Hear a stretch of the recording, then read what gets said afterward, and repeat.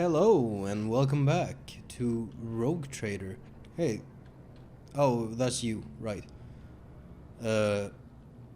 So last time I quit and I was like, oh man, I really want to keep playing, but I gotta just quit because out of time.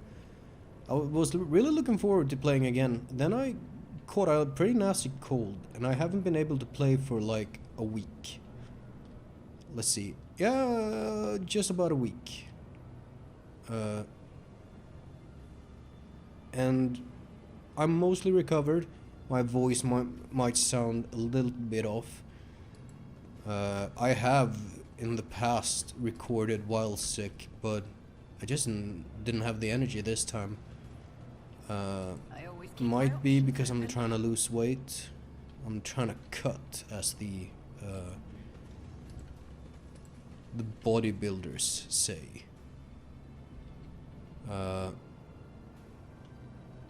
So I might just be having less energy overall. But I was looking forward to going in this portal. First though, that's the Remeris. Let me have a quick look at my quests right here. No, can't. So, Remeris is dead on the floor. I think that's her. There we go. She seems very dead. But where did it go? That quest has not expired, so I don't fucking know, man. It might just... And I've missed that shit entirely. Which probably means it's gone. You'll just have to do it on your playthrough, I suppose. A little disappointed in that, but I'm gonna go into the webway. Maybe that quest will expire as I do that. Regardless, I'm fucking out of here. Oh man, that was... Oh? Oh shit, dude! Realspace, fucking... Janus? Oh, completed chapter 3, thank you.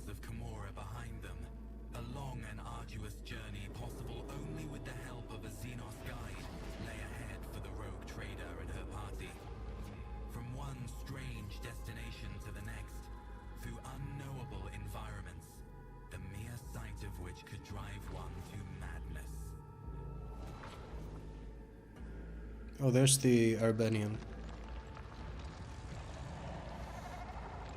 Oh.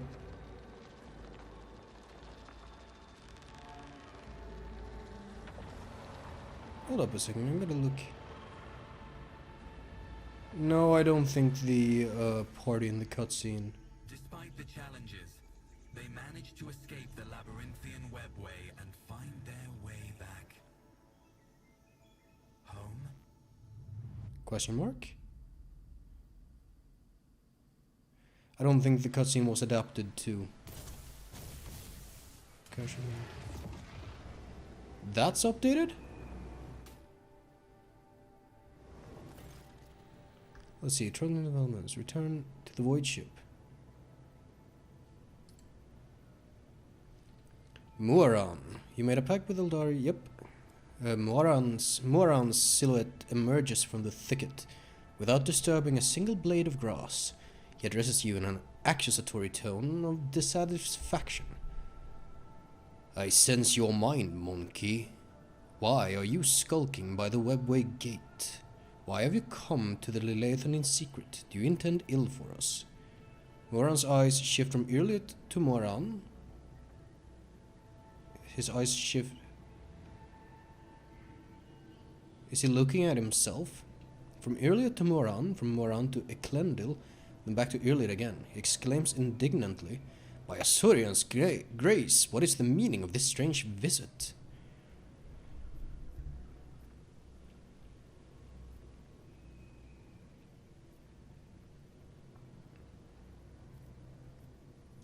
I apologize for intruding upon your hallowed ground. It is where my journey from Komora has taken me.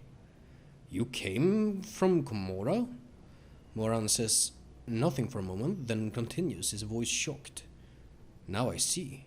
The gate refused to obey me because it was sealed from within. By the Dark Ones, no doubt. Lilathan was meant to become a slaughterhouse for the Drukhari.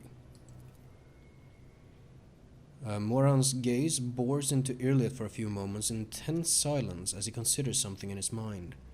At last he says in a commanding tone, "Your arrival is sudden, outcast Irliet, but perhaps there is a purpose behind it. You will serve your people shortly."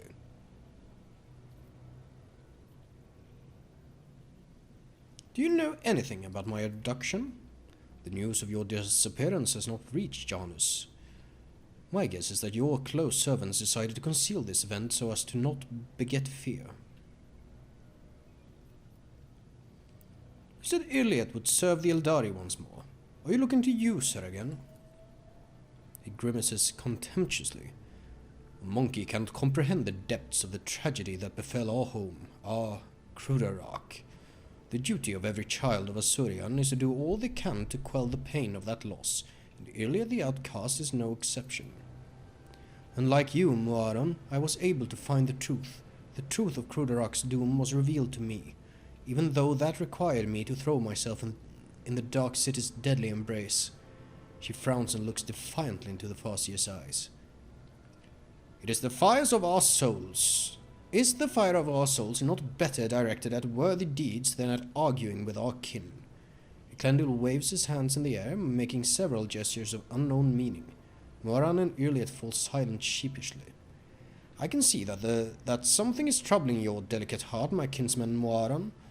Share your feelings with me and the outcast then, and I will reveal the truth of Krudarak's fate to you a little later. We did not spend our time on Lilathan in fruitless grief. On the contrary, our lost kinspeople have answered my call and are now pleading for help. Driven by revenge, they set out to pursue the one responsible for Krudarak's rueful demise, only to end up as captives on a monkey world." Her emerald green gaze turns to you and rests on you a little longer than usual.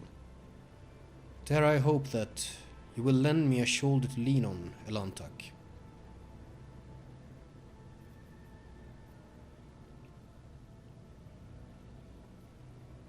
"What world is it?" "That I know not.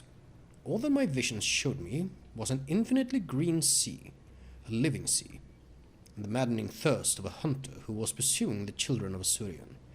Outcast, your path is taking you toward the stars again. Find our kinspeople, and do not let them perish." Irlid nods silently and leaves it at that, as if she's less interested in Moaran's words than in your reaction.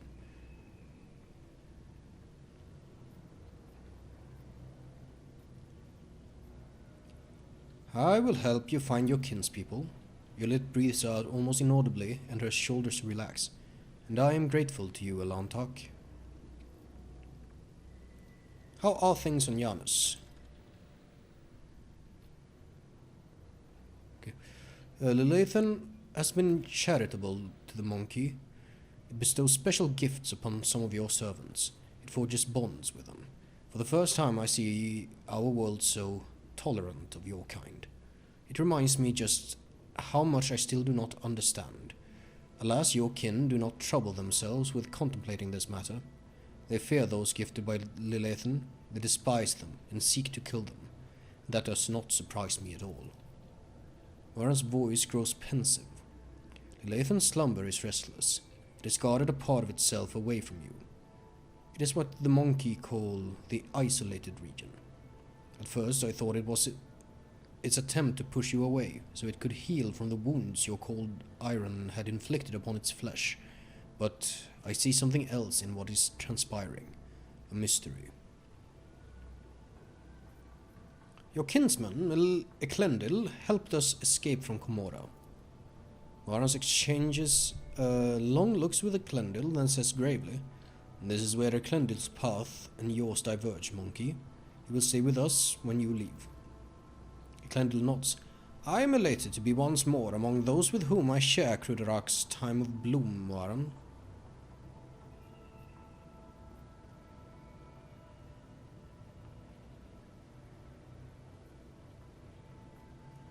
"Of course. Good luck, Eklendil. Thank you, Elantak." An iridescent haze momentarily clouds the world around you, and that moment is all it takes for Moaran to hide Eklendil behind the veil of his sorcery. I can read. Except I can see him. We will speak of my kin's fate no longer. All that was meant to be said has been said. We will send instructions to our monkey-served allies so that they provide you with means of transportation. Farewell, monkey. I am pleased that our meeting did not spill blood into Lathan's womb. Oh, void ship bridge! Void ship. Holy shit. Haven't seen the void ship in fucking ages, bro.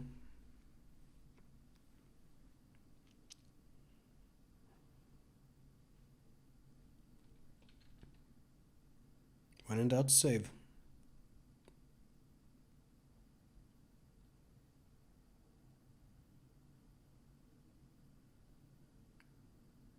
Come on. There it is.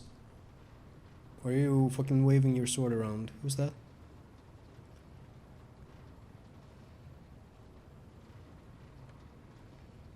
Is that... whatever. The high-ranking officers beam with genuine happiness. Danrock steps forward and solemnly says, Welcome to the bridge, Lord Captain. Like the rest of the crew, we are overjoyed by your return and thank the Emperor for it. The crew stares in awe and terror at the giant towering over the crowd.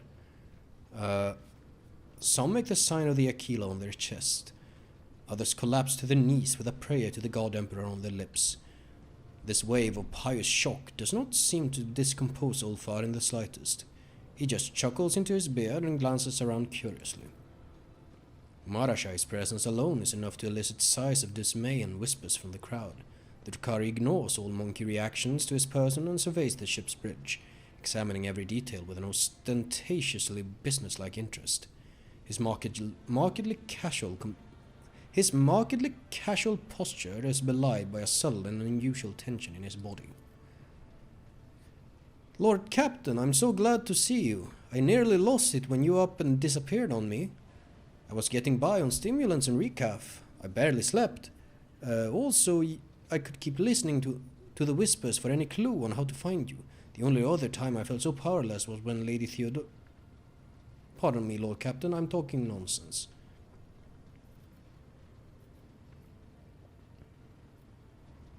Alright. First off, how much do you know about my abduction?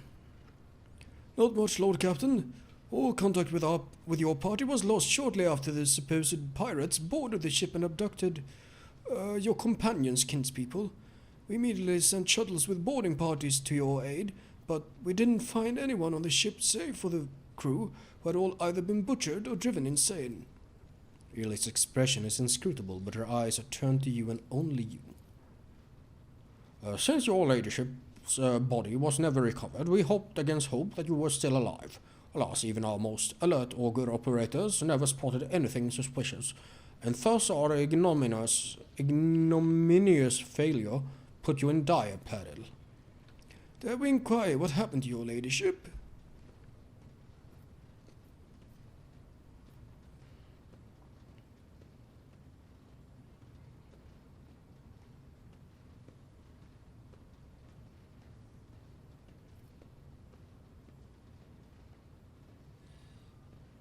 I'm sure I'll be able to...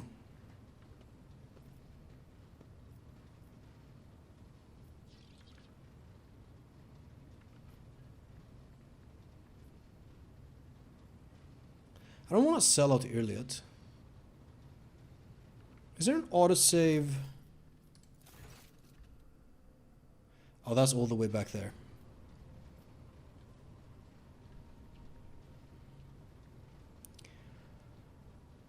It does not matter. The topic of my disappearance is closed. As you command, your ladyship. Say, where was my ship all this time? At an officer's council, we decided to take the ship to Footfall, where one can hear the gossip of the entire expanse. Our agents tirelessly searched for information about your ladyship. Had we heard even a whisper of where you were imprisoned, we would have immediately launched a rescue expedition. While you were away, Lord Captain, we took every effort to find you. That resulted in a number of modifications to the ship that have significantly upgraded it. Thanks to a favorable deal made by the esteemed high factotum, the ship is now equipped with a state-of-the-art auger system and direction finders from Kiavagama. There's quite enough fawning and fussing. I wish to return to my duties immediately. Oh, shit. The group of servitors... I'm sorry, I'm looking up here. The group of servitors suddenly stir, their movements frighteningly identical even for automatons.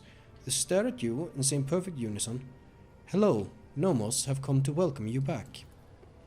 We sense a great deed has been done, a vivid imprint on existence. You did something very important. What was it?"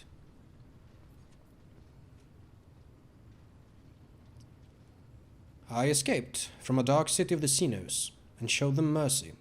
What is that referring to exactly? "It suits you, what we see in you. Light and connections without the urge to destroy." Didn't almost say it correctly. The servitor chorus, which sounds as a single voice, falls silent. Nomos appears to be waiting for your response in eager anticipation.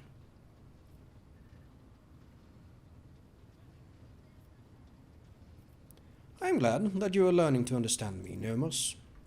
After a long pause, the servitor chorus responds with unexpected forcefulness, "Nomos are glad too." "We must go now. We will come to speak with you later." Another pause follows, so long that the silence becomes more piercing than a scream. Then the servitors finally break it. "We felt sadness when we could no longer communicate with you, and we were worried about your fate." One can detect with the naked eye the moment when Nomos leaves the bridge. The servitors stop moving in sync and slowly shuffles off to their posts. "Jane, we need to talk." Oh, fuck me. "When we were in Komora, I allowed myself to get carried away. That place, it affected us all, and... What I'm trying to say is, if the Lord Captain believes that overly close contact with an agent of the Inquisition will have a detrimental effect on her reputation and jeopardize her image as the God Empress chosen, I will respectfully accept her decision."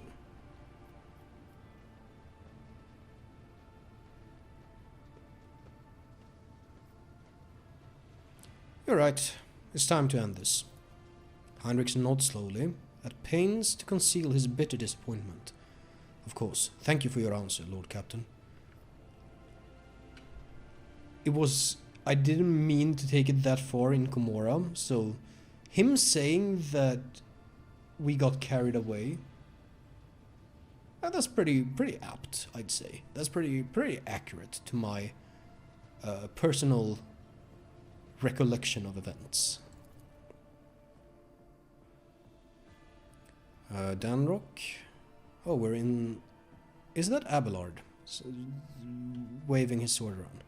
Danrock adjusts his jacket before addressing you. "Now then, Lord Captain, shall we get to business? We have a number of items to go over." "The Expanse is in flames, your ladyship. Squadrons and smaller groups of despicable Drukhari radar systems. The cult of the Final Dawn has emerged in full force, wreaking havoc everywhere. We've heard rumors of the fall of Santiel's Pride, House Corda's world, and a wretched sacrilege given how abundant and inexpensive Prometheum is there." Strife has broken out between House Winterscale and House Corda. Chaos reigns everywhere. Only the esteemed Lord Inquisitor is trying to fight it, concentrating all available forces at footfall to tighten them into a fist, to smash the rampaging heretics and Xenos vermin. Okay, so a lot of stuff is happening. What kind of Xenos are attacking the Expanse? Drukhari, Drukhari, your ladyship. Their squadrons, both large and small, are invading the Expanse, unleashing carnage on planets, taking captives by the thousands, and attacking ships. It is as if something has poked their nest, if you will, and now they are lashing out. Yeah, And I might have something to do with that. How fare the worlds in my dynasty?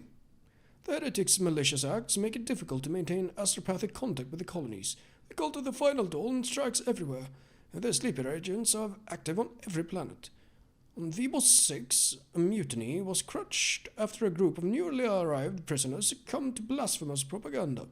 But others stand firm against the onslaught of the enemies of humanity and do not succumb to their pernicious influence. So Xavier Calcasar led the defense?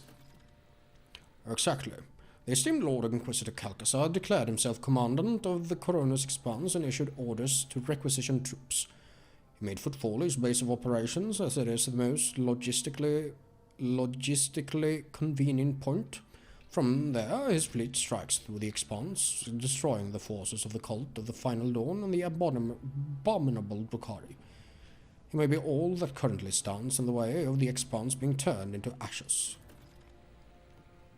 When heretics laid siege to Euphrates II, a hallowed forge of the Cognizance fleet, the Lord Inquisitor sent out an enormous force. Now they and the exploded host squadrons recalled from the front lines stand together against the heretics in the battle for the sacred planet. What is the problem between Incendia and Caligos? When the esteemed Lord Inquisitor called upon the rogue traders to join his forces, her ladyship Incendia... Is it Chorda? Have I heard them say Chorda now that I think about it? Chorda heeded the summons, while his lordship Caligos Winterscale ignored it. Rumor has it that his refusal was defiant in manner and served as pretext for Lady Chorda to declare war on House Winterscale.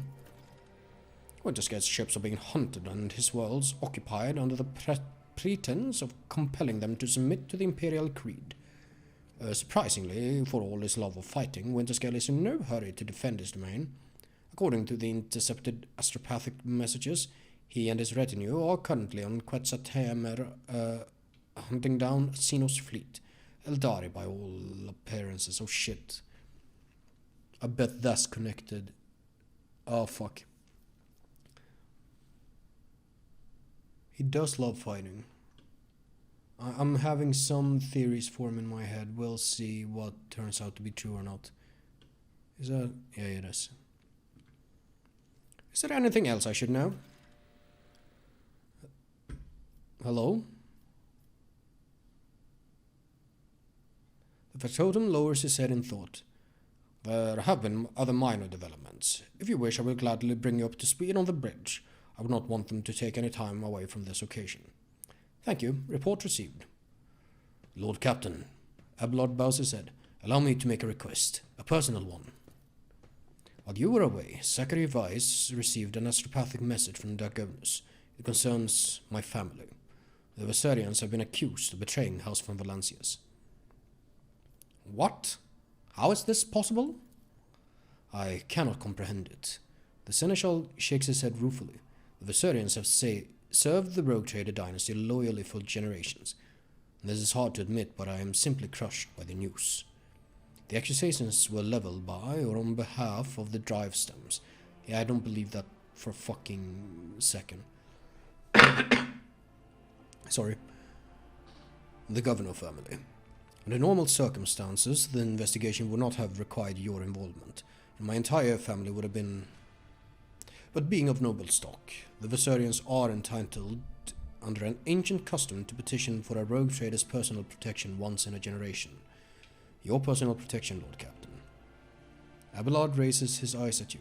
Do not deny us that honor. I implore you.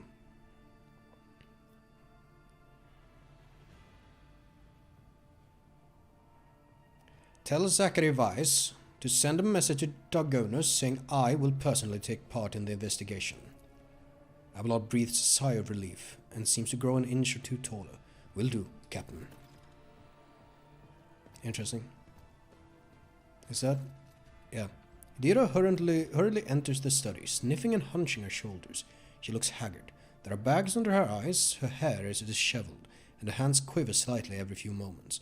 With some effort, she focuses her eyes on you and forces a crooked smile. Thank you for agreeing to hear me out, Lord Captain. Here's the deal. After all that happened recently, the voices in my head suddenly flared up and started gabbling worse than before. Don't get the wrong idea, I'm handling them just fine, but I think I know a way I can get them to settle down a bit. I keep having the same vision over and over again. I'm walking down a corridor, and there's this door at the end. and I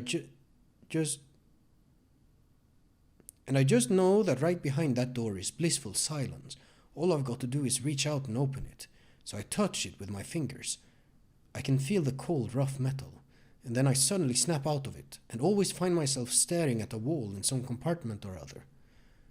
I look behind me, and all the doors on the way are open, but I have no memory of how I got there.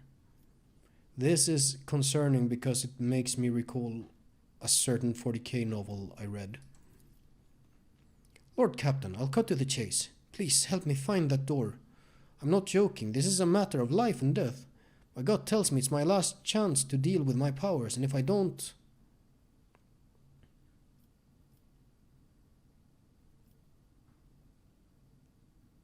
Before I make my decision, I have questions to ask you. Absolutely, ask me anything and I'll try my best to answer. What exactly do you think is behind the door? I've no idea. Maybe it's some incredible implant from the tech priest's secret stores. Or, I don't know, a serum kept in the Inquisition's vault. There's such a thing as archaeotech, right? How do you explain that? Incredibly rare and powerful. Yep. Plenty of it lying around. Maybe some of it could help me. She's trying to maintain a facade of confidence while simultaneously pulling at a hangnail so hard her finger begins to bleed. Don't do that. Fuck. Do your visions contain any clues on where to start looking? Vague ones, as usual. I think I can hear the muffled cries of some weird birds, and my head is sweating like it's somewhere hot. I'm surrounded by rockcrete, your everyday Imperium stuff, except it reeks of burnt flesh, fried cables and chemicals. Sorry, that's about it. Nothing more concrete, but I think if we get close enough I'll sense it immediately. Is the door you've described similar to the door your whisper comes from? No, well, I don't know. It feels different. The one from the visions feels very, I don't know, real. I can even touch it. It's definitely not an illusion, it really does exist somewhere. And trust me, neither of us want to open the other door, the whispering one.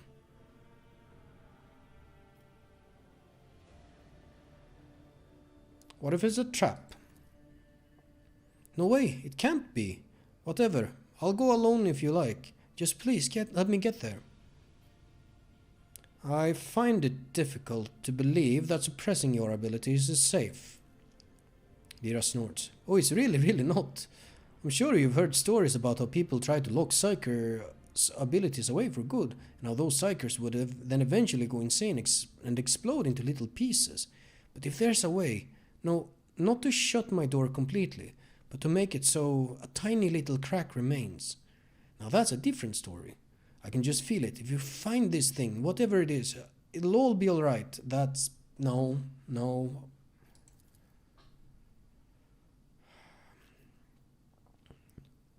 We have to find the door. You are too unstable. She gives a reserved nod. Yes, Lord Captain. I'll prove to you that I deserve a place aboard this ship. As soon as I sense we're close, I'll let you know right away. Is that Jai? The Exalted One bless the house von Valancius of your largesse of spirit, Shireen, and thank you for deigning to speak with me. Jai turns unusually hesitant, now tentatively choosing the words that only a moment ago rolled off her tongue in an uninterrupted cascade. Here's the thing, Shireen. My network of trade representatives has been stretched a little too thin recently, like a chiffon dress on a whore. Wow, okay. Supplies are all over the place, orders aren't being filled, clients are kicking off, and not without reason, and revenues plummeting. And if that wasn't bad enough, my guys running things from Footfall have been incommunicado recently, and an astropathic message has finally come in to tell me why.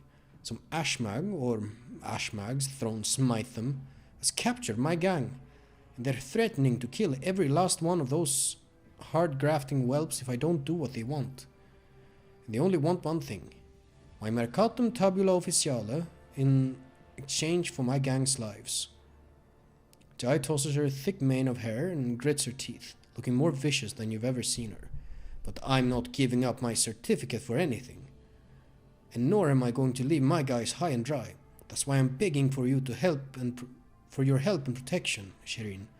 If I have to step into a cage of hyenas, I'd rather do it with a lion at my side. Toliman did not say who sent the message. Shireen, you know yourself that all this astropathic chit-chat is nothing but a stream of images, thoughts, intentions, nothing concrete. But I don't need the name of the sender. I already know. I can smell Falco's stench all over this. Or else it's Vladium's doing. This is just that damned Ashmag style. I should take him.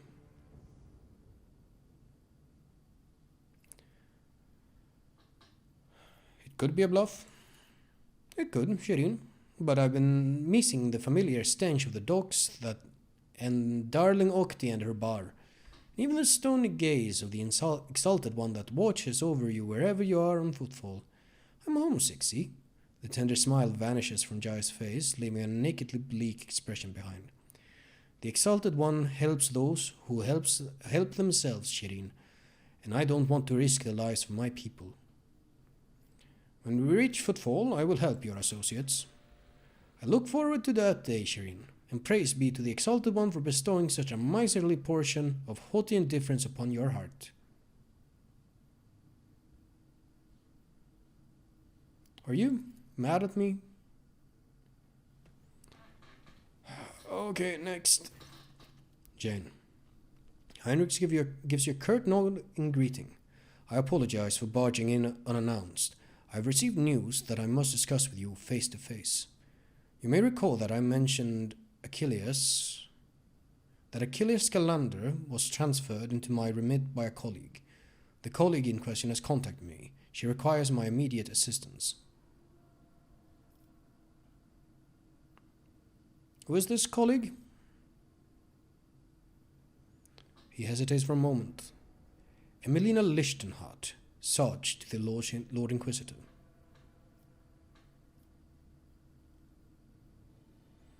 Tell me more about Emelina. Who is she? An acolyte who was assigned a different range of objectives in the Corona's expanse. Heinrich trails off, then shakes his head. Throne, take me. I'm still trying to hide information from you, even when I am asking you for help. Emelina is a sage, a unique acolyte of the Inquisition who can absorb huge amounts of knowledge and store it in her own memory more securely than any data crypt. She entered the Lord Inquisitor's retinue before even I did. Talking to her is a strange experience, but that is barely scratching the surface of who she is. Emelina is an incredible scholar, an expert on the forbidden and the illicit, and of course she is a loyal servant of the Golden Throne. You say talking to her is a strange experience. What does that mean? He locks his fingers and says nothing for a few seconds. Since birth, Emelina has been different from other people. Specialists from the Inquisition enhance their natural gift of hypermnesia. There are certain procedures that can be done. She creates separate blocks of memory, which can then lock under a code word or even overwrite with new information. She can organize her mind like a normal person arranges boxes on a shelf. One box might contain information about a recent mission in the Calixis, another the latest decrees of the Lex Imperialis, and another her own childhood memories. This level of compartmentalization might seem somewhat insane to the untrained eye, but it is the price one must pay to turn an ordinary servant into a useful tool of the Inquisition. See, I don't remember sages from like the lore. I don't know if I've encountered that before. It feels like it might be a thing from the Dark Heresy game, TTRPG. What he's describing sounds a lot like a mentat from Dune, though. You said the forbidden and illicit. What does that entail?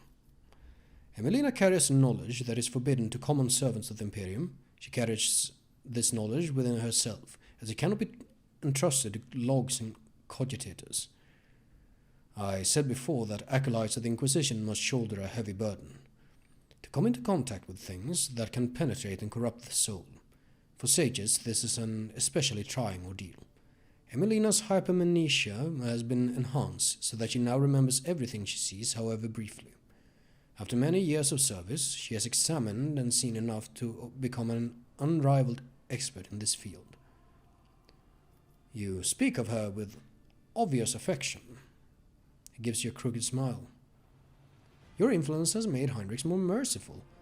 How interesting. What an interesting little prompt to give the player. Emelina was something of a mentor to me. She helped me when I had only just joined the Lord Inquisitor's circle. She taught me psi techniques to maintain my focus and equanimity. She trained me in the finer details of working with archives and data crypts. She gave me the chance to unwind a little in my post by playing games of regicide with her. You know, you failed to mention that Calcasar has other agents operating in the Corona's expanse. I didn't fail to mention it. I deliberately concealed the information. Divulging the location of the Inquisition's agents could threaten not only the acolytes themselves, but also the results of their endeavors. Fine, I believe I have a clear picture of Emelina now. What was her message? Emelina's message is incomplete and distorted. It is impossible to make sense of every word. The only thing we know for certain is that an acolyte of the Inquisition is asking me to go immediately to Phaeton 4, a remote planet. In her message, she seems to be requesting either military support or help with an evacuation.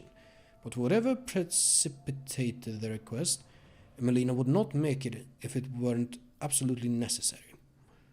I know a rogue trader has more than enough other matters to deal with. Nevertheless, I would like to officially request the Lord Captain's assistance in dealing with this issue. He inclines his head.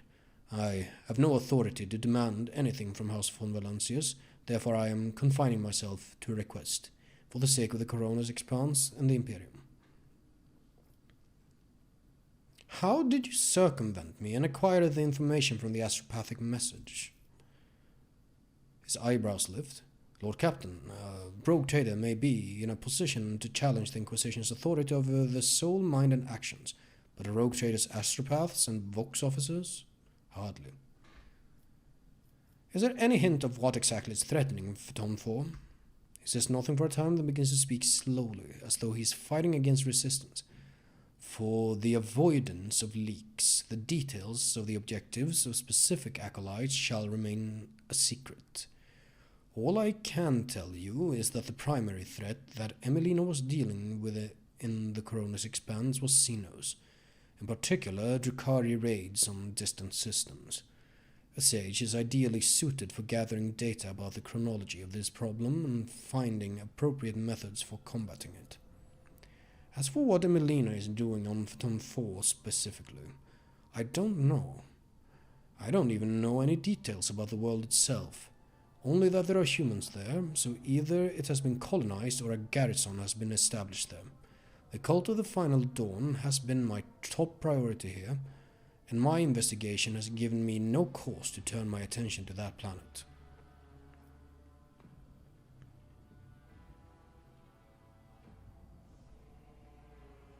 Are you certain you are asking for my help for the sake of the Imperium, not because one of your own is in trouble?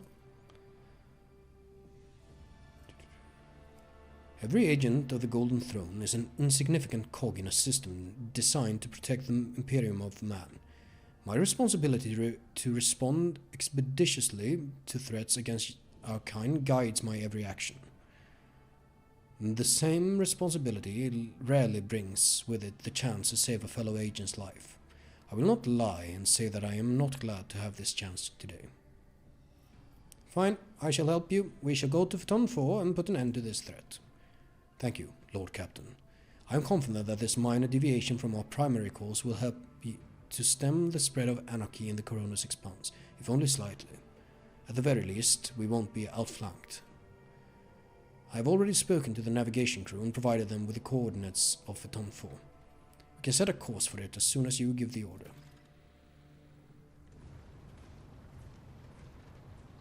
Another scene.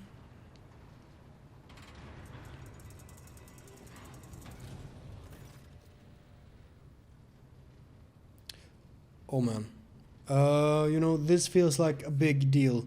I think what I'm gonna do is I'm gonna cut it off here, and when we come back, we'll see what's going on. Oh, he's bringing Irliet.